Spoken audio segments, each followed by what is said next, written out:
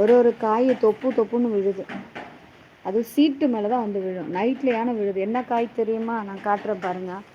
இப்போ ஷீட்லேருந்து விழுந்த காய் தெரியுதா? ஒரு ஒரு காய் தொப்பு தொப்புன்னு விழும். பார்த்தியா? சம்மந்தி ஆகி கிடக்கும்.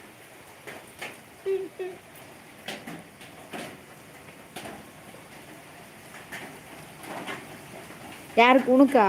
எப்படி பயப்பட பாரு. புழுவுறதுக்கு கூட ஒரு அளவில் புழு துளசி. ரொம்ப போயிடுச்சுன்னா போஜனம் கிடைக்காது. ஓகேவா?